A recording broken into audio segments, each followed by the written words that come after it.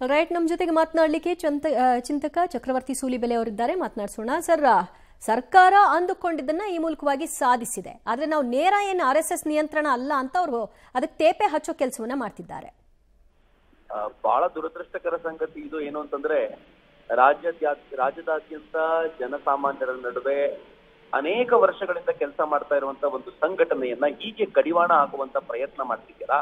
ಇದು ಕರ್ನಾಟಕಕ್ಕೆ ಮಾಡಿದಂತ ಅವಮಾನ ಅಂತ ಅನ್ಸುತ್ತೆ. ಬಟ್ ಪ್ರಿಯಾಂಕ್ ಖರ್ಗೆ ಅವರ ಪತ್ರ ಒಂದಕ್ಕೆ ಯಾರು ತನ್ನ ಕ್ಷೇತ್ರದಲ್ಲೇ ಸರಿಯಾದ ಮಂತ್ರಿ ಅಂತ ಇನ್ನು ಗುರುತಿಸ್ಕೊಂಡಿಲ್ವೋ, ಕ್ಷೇತ್ರವನ್ನ ಸರಿಯಾಗಿ ನೋಡ್ಕೊಂಡಿಲ್ವೋ ಅಂತವರ ಪತ್ರಕ್ಕೆ ಮಣಿದು ಸಿಎಂ ಅವರು ಈ ತರದ ಏನಾದ್ರು ನಿರ್ಧಾರ ತೆಗೆದುಕೊಂಡಿದ್ರೆ ಅದು ಬಹಳ ದುರದೃಷ್ಟಕರ. ಕರ್ನಾಟಕದ ಜನತೆ ಇದಕ್ಕೆ ಸರಿಯಾಗಿ ಉತ್ತರ ಕೊಡುತ್ತೆ. ಬಹಳ ದೂರ ಇಲ್ಲ, ಉತ್ತರವನ್ನ ಅವ್ರು ನೋಡ್ಬೇಕಾಗುತ್ತೆ ಅಂತ ಹೇಳಲಿಕ್ಕೆ ಇಷ್ಟಪಡ್ತೀನಿ. ಆಮೇಲೆ ನಾವು ಸಂಪೂರ್ಣವಾಗಿ ಎಲ್ಲಿ ತೆಗೆದು ಹಾಕಿದ್ದೀವಿ, ಅನುಮತಿಯನ್ನ ಪಡೆದು ಮಾಡ್ಬೋದಲ್ವಾ ಅಂತ ಹೇಳ್ತಿದ್ದಾರೆ. ನಾವೇನು ಅವ್ರಿಗೆ ಮಾಡಬೇಡಿ ಅಂತಾನು ಹೇಳಿಲ್ವಲ್ಲ ಅಂತ. ಇದು ಅನುಮತಿ ಪಡೀರಿ ಅಂತ ಹೇಳೋದು ಈ ಸಾರ್ವಭೌಮತೆಯ ಲಕ್ಷಣವನ್ನ ತೋರಿಸುವಂತದ್ದು. ನಮ್ ಸರ್ಕಾರ ನಾವ್ ಹೇಳ್ದಂಗೆ ಕೇಳಬೇಕು, ನಾವು ಏನ್ ಹೇಳ್ತೀವೋ ಅದನ್ನೇ ಮಾಡಬೇಕು ಎನ್ನುವಂತ ಸರ್ಕಾರದ ಅಂದ್ರೆ ಎಲ್ಲವೂ ನಾನೇ ಇದನ್ನೇನ್ ಹೇಳ್ಬೋದು, ಕೊಲೋನಿಯಲಿಸಂ ಅಂತ ನಾವು ಕರಿತೀವಲ್ಲ, ಆ ಕೊಲೋನಿಯಲಿಸಂ ನ ಇಲ್ಲಿ ತೋರಿಸಿ ಕೊಟ್ಟಿದ್ದಾರೆ. ಬ್ರಿಟಿಷರು ಇರುವಾಗ ಈ ತರದ ಕಾನೂನುಗಳಿರ್ತಿದ್ವು. ಒಳ್ಳೆ ಕೆಲಸ ಮಾಡ್ಬೇಕು ಅಂದ್ರೂ ಒಂದು ಪರ್ಮಿಷನ್ ತೆಗೆದುಕೋಬೇಕು ಅನ್ನುವಂತ ಆ ಪರಿಸ್ಥಿತಿ ಇತ್ತಲ್ಲ, ಅದು ಬ್ರಿಟಿಷರ ಕಾಲದ ಕಾನೂನುಗಳನ್ನು ಇವ್ರು ಜಾರಿಗೆ ತರಲಿಕ್ಕೆ ಹೊರಟಿದ್ದಾರೆ. ಇವತ್ತು ಸಂಘಕ್ಕೆ ಹಾಕಿದ್ದಾರೆ, ನಾಳೆ ಪ್ರತಿಯೊಂದು ಸಂಘಟನೆಗೂ ಇದು ಬರ್ಲಿಕ್ಕೆ ಶುರುವಾಗುತ್ತೆ. ಎಲ್ಲರೂ ಏನೇ ಮಾಡಬೇಕು ಅಂತಂದ್ರೂ ಸರ್ಕಾರದ ಪರ್ಮಿಷನ್ ತೆಗೆದುಕೋಬೇಕು. ಮತ್ತೆ ಆ ರೆಡ್ ಟೇಪಿಸಂ ಅಂತ ನಾವ್ ಏನ್ ಕರಿತೀವಿ, ಹೋಗಿ ಪೊಲೀಸರ ಮುಂದೆ ನಿಂತ್ಕೋಬೇಕು. ಆನಂತರ ನೀವಲ್ಲಿ ಯಾವ್ದೋ ಒಂದು ಎನ್ವಿರಾನ್ಮೆಂಟ್ ಸಂಬಂಧಪಟ್ಟ ಒಂದು ಸಂಸ್ಥೆ ಮುಂದೆ ನಿಂತ್ಕೋಬೇಕು, ತಹಶೀಲ್ದಾರ್ ಪರ್ಮಿಷನ್ ತಗೋಬೇಕು, DC ಪರ್ಮಿಷನ್ ತೆಗೆದುಕೋಬೇಕು. ಇವತ್ ಬಾ ನಾಳೆ ಬಾ ಅಂತ ಕರೆಯುವಂತ ಈ ಪ್ರಕ್ರಿಯೆ ಇದೆಯಲ್ಲ, ಇದಕ್ಕೆ ಎಲ್ಲರನ್ನೂ ಈಡು ಮಾಡಬೇಕು ಅನ್ನುವಂತ ಪ್ರಯತ್ನ. ಬಟ್ ಅವ್ರಿಗೆ ಗೊತ್ತಿರ್ಲಿ, RSS ಅಂತಂದ್ರೆ ಬರೀ ಒಂದು ಸಂಘಟನೆ ಅಲ್ಲ, ಅದು ಮನೆ ಮನೆಗೂ ಹಬ್ಬಿದೆ, ಪ್ರತಿಯೊಂದು ಹೃದಯಕ್ಕೂ ಹಬ್ಬಿರೋದ್ರಿಂದ ಇದಕ್ಕೆ ಪ್ರತಿಕ್ರಿಯೆ ಇದೆಯಲ್ಲ, ಅದು ಕಾಂಗ್ರೆಸ್ ಸಹಿಸ್ಲಿಕ್ಕಾಗದ ಅಥವಾ ಊಹಿಸ್ಲಿಕ್ಕಾಗದಂತ ಒಂದು ಪ್ರತಿಕ್ರಿಯೆಯನ್ನ ಡೆಫಿನೆಟ್ಲಿ ಕಾಂಗ್ರೆಸ್ ನೋಡಿ. ಅಂದ್ರೆ ಇಲ್ಲಿವರೆಗೂ ಆಗದನ್ನ ಈಗ ಮಾಡ್ತಾ ಇರೋದ್ರ ಉದ್ದೇಶ ಏನಿರಬಹುದು ಅನ್ಸುತ್ತೆ ತಮ್ಗೆ? ಒಂದು, ಅವರಿಗೆ ಎಲ್ಲ ವಿಚಾರಗಳನ್ನ ಡೈವರ್ಟ್ ಮಾಡಬೇಕು ಅಷ್ಟೇ. ಇವತ್ತು ಈ ಸರ್ಕಾರ ಬಂದಾಗ್ಲಿಂದಲೂ ಕೂಡ ತನ್ನ ಎಲ್ಲಾ ಲೋಪದೋಷಗಳನ್ನ ಮುಚ್ಚಿಕೊಳ್ಳಿಕ್ಕೆ ವಿಚಾರವನ್ನ ಡೈವರ್ಟ್ ಮಾಡ್ತಾ ಇರೋದು ಅದು ಯಾರಿಗೂ ಹೊಸದಲ್ಲ. ಅವ್ರು ಈಗ ನವೆಂಬರ್ ಕ್ರಾಂತಿ ಅಂತ ನೀವೆಲ್ಲ ಹೇಳ್ತಾ ಇದ್ದೀರಾ. ಎಲ್ಲಿ DK ಶಿವಕುಮಾರ್ ಅವರು ಅಧಿಕಾರ ಕಸಿತಾರೆ ಅನ್ನುವಂಥ ಆ ಭಯ ಇದೆಯಲ್ಲ, ಅದಕ್ಕೆ ಡೈವರ್ಟ್ ಮಾಡಿ ಅದನ್ನೆಲ್ಲವನ್ನು ಚೇಂಜ್ ಮಾಡಿ RSS ನ ವಿರೋಧ ನಾವಿದ್ದೀವಿ ಅಂತ ಕೇಂದ್ರಕ್ಕೆ ಹೈಕಮಾಂಡ್ಗೆ ತೋರಿಸ್ಬೇಕು. ಇದು ಬಿಟ್ರೆ ಇದ್ರಲ್ಲಿ ಮತ್ತೇನೂ ಉದ್ದೇಶ ಇಲ್ಲ ಅಂತ ಎಂತವನಿಗೂ ಸ್ಪಷ್ಟ ಅನ್ಸುತ್ತೆ.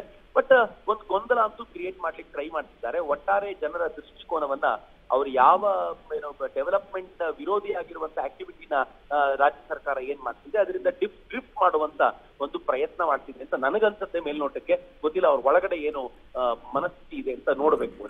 RSS ಒಂದು ಸಂಘವಾಗಿ ಅಂತಹ ಅಪಾಯವನ್ನು ಉಂಟು ಮಾಡುವಂತಹ ಕೆಲಸವನ್ನು ಇಲ್ಲಿವರೆಗೂ ಏನ್ ಮಾಡಿದೆ?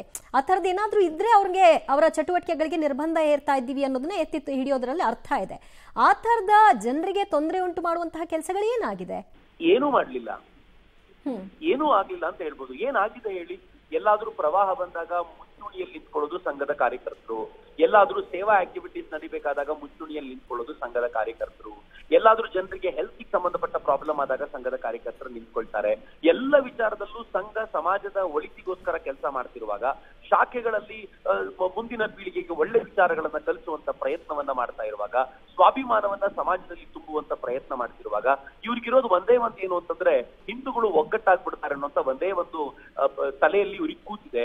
ಹೇಗಾದ್ರೂ ಮಾಡಿ ಹಿಂದೂಗಳ ಒಗ್ಗಟ್ಟನ್ನ ತಡೆದು ಮುಸ್ಲಿಮರನ್ನ ಒಗ್ಗಟ್ಟು ಮಾಡ್ಕೊಂಡ್ರೆ ನಾವ್ ಎಲೆಕ್ಷನ್ ಗೆಲ್ತೀವಿ ಅನ್ನೋದು ಬಿಟ್ರೆ ಕಾಂಗ್ರೆಸ್ ನ ತಲೆಯಲ್ಲಿ ಮತ್ತೇನೂ ಇಲ್ಲ.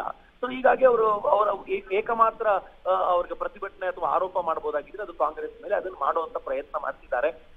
ಅವ್ರಿಗೆ ರಿಯಾಕ್ಷನ್ಸ್ ಗೊತ್ತಿದೆ ಹೇಗಾಗತ್ತೆ ಅಂತ ಗೊತ್ತಿದ್ರು ಇದನ್ನ ಯಾಕೆ ಮಾಡ್ತಿದ್ದಾರೆ ಅಂತಂದ್ರೆ, ಒಟ್ಟಾರೆ ಸಮಾಜದಲ್ಲಿ ಈಗ 2,000 ರೂಪಾಯಿ ಅವ್ರು ಯಾರಿಗೂ ಕೊಡ್ಲಿಕ್ಕೆ ಆಗ್ತಾ ಇಲ್ಲ, ಫ್ರೀ ಕರೆಂಟ್ ಅನ್ನ ಸರಿಯಾಗಿ ಒದಗಿಸ್ಕೊಡ್ಲಿಕ್ಕೆ ಆಗ್ತಿಲ್ಲ, ಫ್ರೀ ಬಸ್ಸಿನ ಪ್ರಾಬ್ಲಮ್ಗಳು ಜನ ತುಂಬಾ ನೋಡ್ತಾ ಇದ್ದಾರೆ, ತುರ್ಕೊಂಡಿದೆ. ಎಲ್ಲಿವರೆಗೂ ಮರೆ ಮಾಚ್ಲಿಕ್ಕೆ ಸಾಧ್ಯ? ಹಾಗೆ ಪ್ರತಿಯೊಂದು ಒಂದಾದ್ಮೇಲೆ ಒಂದು ಇಶ್ಯೂ ತಗೊಂಡ್ ಬರ್ತಾರೆ. ಇವತ್ತು RSS ನ ಇಶ್ಯೂ ತೆಗೆದುಕೊಂಡು ಬರ್ತಾರೆ. ಪ್ರಿಯಾಂಕ್ ಖರ್ಗೆನ ಸಮಾಜ ಮರ್ತೇ ಹೋಗ್ಬಿಟ್ಟಿತ್ತು, ಯಾರು ಅಂತಾನೆ ಗೊತ್ತಿರ್ಲಿಲ್ಲ. ಪ್ರಿಯಾಂಕ್ ಖರ್ಗೆ ನೆನಪಿಸ್ಕೊಂಡ್ರೆ ಅವರ ಖರ್ಗೆ ಅನ್ನೋಂತ ಬರ್ದಿರುವಂತ ಹಾಸ್ಪಿಟಲ್ ನೆನಪಾಗಿತ್ತು. ಪ್ರಿಯಾಂಕ್ ಖರ್ಗೆ ಅಂತ ನೆನಪಿಸ್ಕೊಂಡ್ರೆ ಒಬ್ಬ ಕೆಟ್ಟ ಮಂತ್ರಿಯಾಗಿ ಅವ್ರಿಗೊಂದು ಬೆದರಿಕೆ ಕರೆ ಬಂತಂತೆ. ಅದ್ರ ವಿಡಿಯೋವನ್ನು ಹಂಚಿಕೊಂಡು ನೋಡಿ, ಇದು RSS ನ ಸಂಸ್ಕೃತಿ, ಇದಕ್ಕೇನ್ ಶಿಕ್ಷೆ ಅನ್ನೋ ಪ್ರಶ್ನೆ ಕೂಡ ಮಾಡಿದ್ರು. ಬಟ್ ಅವ್ರಿಗೆ ನೆನಪಿಸ್ಕೊಡ್ಬೇಕು, ಸರ್ಕಾರ ಅವರದ್ದೇ ಇದೆ ಮೊದಲನೇದು. ಎರಡನೇದು ಅವ್ರ IT ಮಿನಿಸ್ಟರ್, ಅವ್ರು ಬೇರೆ ಯಾವುದೇ ಮಿನಿಸ್ಟರ್ ಆಗಿದ್ರೆ, ಅವ್ರ ಆರೋಗ್ಯ ಮತ್ತು ಸಮಾಜ ಕಲ್ಯಾಣ ಇಲಾಖೆ ಸಚಿವರು ಆ ತರದ್ದಾಗಿದ್ರೆ ಅವ್ರಿಗೆ ಇದಕ್ಕೆಲ್ಲ ಆಕ್ಸೆಸ್ ಇಲ್ಲ ಅಂತ ಹೇಳ್ಬೋದಿತ್ತೇನೋ. ಬಟ್ ಅವ್ರು ಅದನ್ನ ಮಾಡ್ತಾ ಇಲ್ಲ. ಅವ್ರು ಮಾಡ್ತಾ ಇರೋದು IT ಮಿನಿಸ್ಟ್ರಿ ಅವ್ರ ಕೈಯಲ್ಲೇ ಇದೆ. ಯಾರ್ಯಾರ್ದು SP ಅಕೌಂಟ್ ಇದೆಯೋ ಅದನ್ನ ಬಂದ್ ಮಾಡಿಸ್ಲಿಕ್ಕೆ ಅವ್ರ ಲೆಟರ್ ಬರೀಬಹುದು, ಟ್ವಿಟರ್ ಅಕೌಂಟ್ಗಳನ್ನ ಬಂದ್ ಮಾಡಿಸಬಹುದು, ಯೂಟ್ಯೂಬ್ ಅಕೌಂಟ್ ಮೇಲೆ ತಮ್ಮ ಚೇಲಾಗಳನ್ನ ಬಿಟ್ಟು ಅವ್ರು ಅದನ್ನ ಸ್ಟಾಪ್ ಮಾಡಿಸ್ಲಿಕ್ಕೆ ಬೇಕಾಗಿರುವಂತ ಪ್ರಯತ್ನ ಮಾಡಬಹುದು. ಅಂಥದ್ರಲ್ಲಿ ತಮಗೆ ಬಂದಿರುವಂತ ಒಂದು ಬೆದರಿಕೆಯ ಈ ಕಾಲ್ನ ಹಿಂದೆ ಯಾರಿದ್ದಾರೆ ಅಂತ ಹುಡುಕೋದು ಕಷ್ಟ ಆಗುತ್ತಾ? ಯಾಕೆ ಕಷ್ಟ ಆಗುತ್ತೆ ಅಂತಂದ್ರೆ ದುಬೈಲ್ ಕೂತಿರುವ ಇವ್ರದೇ ಮಿತ್ರರು ಜುಬೇರ್ ಟೀಮ್ ಏನಿದೆ ಅವರುಗಳೇ ಕೂತ್ಕೊಂಡು ಇದನ್ನ ಮಾಡಿಸ್ತಾ ಇರೋದ್ರಿಂದ ಅವರುಗಳಿಗೆ ಅದು ಏನ್ ಬೇಕೋ ಅಷ್ಟು ಮಾತ್ರ ತಗೊಂಡಿದ್ದಾರೆ, ಅದು ತೋರಿಸುವಂತ ಪ್ರಯತ್ನ ಮಾಡ್ತಿದ್ದಾರೆ. ಎಂತವನಿಗೂ ಅರ್ಥ ಆಗುತ್ತೆ ಈ ಬೂಟಾಟಿಕೆ ಅಂತ. ಆದ್ರೆ ಅವರದ್ದೇ ಸರ್ಕಾರ ಇರುವಾಗ್ಲೂ ಕೂಡ ಅವ್ರು ವಿಕ್ಟಿಮ್ ಕಾರ್ಡ್ ಅನ್ನು ಪ್ಲೇ ಮಾಡ್ತಾರೆ ಅಂತಂದ್ರೆ ಯಾವ ಸೈನ್ಯ ಸ್ಥಿತಿಗೆ ಈ ಗವರ್ಮೆಂಟ್ ತಲುಪಿದೆ ಅಂತ ಅರ್ಥ ಆಗುತ್ತೆ. ಅಲ್ಲ, ಬಿಜೆಪಿ ಪರವಾಗಿ ಅಥವಾ RSS ಪರವಾಗಿ ಮಾತಾಡೋರಿಗೆ ಬೇರೆ ಕೆಲಸ ಇಲ್ಲ, ಹತಾಶೆಯಲ್ಲಿ ಏನೇನೋ ಮಾತಾಡ್ತಾರೆ, ನಾವೆಲ್ಲಾ ಧರ್ಮೀಯರಿಗೂ ಕೂಡ ಇದನ್ನ ಮಾಡ್ತಾ ಇದ್ದೀವಿ ಅಂತ ಹೇಳ್ತಾರೆ. ಹಾಗೆ ಮಾಡೋದಾಗಿದ್ರೆ ಪಾಕಿಸ್ತಾನ್ ಜಿಂದಾಬಾದ್ ಅನ್ನೋರು ಪಾಕಿಸ್ತಾನ್ ಬಾವುಟ ಹಿಡಿಯೋರ್ಗೂ ಈ ರೋಷಾವೇಶ ತೋರಿಸ್ಬೇಕಿತ್ತು ಅನ್ಸುತ್ತೆ. ಒಂದು, ಈ ಸರ್ಕಾರದ ಪ್ರಯಾರಿಟಿ ಪರ್ಫೆಕ್ಟ್ ಆಗಿದೆ, ಯಾವ ಅನುಮಾನವೂ ಇಲ್ಲ. ಯಾರು ಕೂಡ ಮೋಸಕ್ಕೆ ಹೋಗುವಂತ ಅವಶ್ಯಕತೆ ಇಲ್ಲ. ಸರ್ಕಾರ ತುಂಬಾ ಸ್ಪಷ್ಟವಾಗಿ ಹೇಳ್ಕೊಂಡಿದೆ. ಏನ್ ಹೇಳ್ಕೊಂಡಿದೆ ಅಂತಂದ್ರೆ ಇದು ಮುಸಲ್ಮಾನರ ಸರ್ಕಾರ ಅಂತ. ಮುಸಲ್ಮಾನರನ್ನ ತಮ್ಮ ಕಡೆಗೆ ಬಲವಾಗಿರಿಸಬಲ್ಲಂತ ಯಾವ್ಯಾವ ಹೆಜ್ಜೆ ಇಡಬೇಕೋ ಅವೆಲ್ಲಕ್ಕೂ ಕೂಡ ಮುಲಾಜಿಲ್ಲದಂತೆ ಈ ಸರ್ಕಾರ ಹೆಜ್ಜೆ ಇಡತ್ತೆ. ಅದರಲ್ಲಿ RSS ಕೂಡ ಒಂದು. ಇವತ್ತು ಮುಸಲ್ಮಾನರಿಗೆಲ್ಲ ಎಷ್ಟು ಖುಷಿಯಾಗಿರುತ್ತೆ ಅಂತಂದ್ರೆ, ನೋಡು RSS ನಿಷೇಧ ಮಾಡ್ಬಿಟ್ಟಿದ್ದಾರೆ ಅಂತ ಅವ್ರು ತಿಳ್ಕೊಳ್ತಾರೆ. ಅವ್ರಿಗೇನು ಇದರ ಮೂಲ ಬಂಡವಾಳ ಏನು ಅಂತ ಗೊತ್ತಿರೋದಿಲ್ಲ. ಇದು RSS ನಿಷೇಧ ಅಲ್ಲ, ಇದು RSS ಗೆ ಪರ್ಮಿಷನ್ ತೆಗೆದುಕೊಳ್ಬೇಕು ಅಂತ ಹೇಳ್ತಾ ಇರೋದು. ನಿಷೇಧ ಮಾಡುವಂತ ಧೈರ್ಯ ಈ ಸರ್ಕಾರಕ್ಕಿಲ್ಲ, ಆ ತರದ ಸಾಮರ್ಥ್ಯ ಇಲ್ಲ, ಮತ್ತು ಆ ತರದ ವ್ಯಾಪ್ತಿ ಕೂಡ ಈ ಸರ್ಕಾರಕ್ಕಿಲ್ಲ ಅಂತ ಅವ್ರಿಗೆ ಗೊತ್ತಿಲ್ಲ. ಹೀಗಾಗಿ ಮುಸಲ್ಮಾನರನ್ನ ಓಲೈಸುವಂತ ಪ್ರಯತ್ನ ಮಾಡ್ತಿದ್ದಾರೆ. ಅವ್ರ ಪ್ರಯಾರಿಟಿ ಇಷ್ಟೇ, ಮುಂದಿನ ಚುನಾವಣೆಗಿಂತ ಮುಂಚೆ ಮುಸಲ್ಮಾನರನ್ನ ಎಷ್ಟು ಸಾಧ್ಯವೋ ಅಷ್ಟು ಬಲವಾಗಿ ತಮ್ಮ ಜೊತೆ ಇಟ್ಕೊಳ್ಬೇಕು, ಜಾತಿಯ ಹೆಸರಲ್ಲಿ ಹಿಂದೂಗಳನ್ನ ಡಿವೈಡ್ ಮಾಡಬೇಕು ಅಂತ. ಅದಕ್ಕೆ RSS ನ ಕಡೆಗೆ ಎಲ್ಲವನ್ನು ತಿರುಗಿಸಿಟ್ರೆ ಮುಸಲ್ಮಾನರನ್ನ ಬಲವಾಗಿರಿಸಿಕೊಳ್ಳೋದು ಸಾಧ್ಯವಾಗುತ್ತೆ ಅಂತ ಅವ್ರ ಮನಸ್ಸಲ್ಲಿದೆ. ಬಟ್ ಎಲ್ಲವೂ ಅಂದುಕೊಂಡಂತೆ ನಡೆಯೋದಿಲ್ಲ. ಅದಕ್ಕೊಂದು ಸರಿಯಾಗಿರುವಂತ ಈ ಬಾರಿ ಅವರು ನೋಡ್ಲಿಕ್ಕಿದ್ದಾರೆ.